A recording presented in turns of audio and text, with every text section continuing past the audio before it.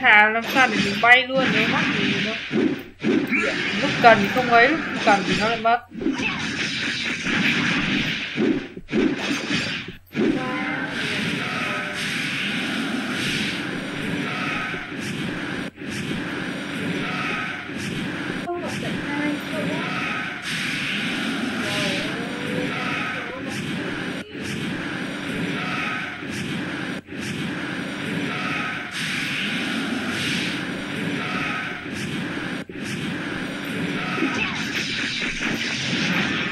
Lại ông kia lại ra.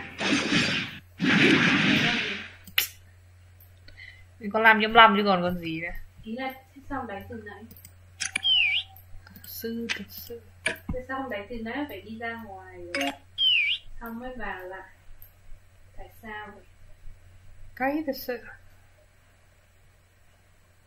Có yêu không vậy? Nhìn nên mình chẳng biết nó có yêu hay không cơ. Nó đánh hết rồi nên mình chẳng biết là mình có cái yêu hay không. Phiền phức.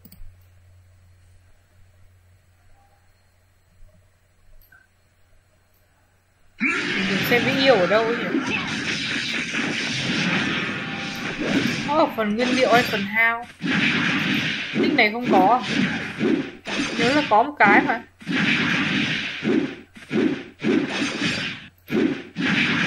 Hai cái, ôi trúng rồi, để mai đi này được một lần thức tỉnh.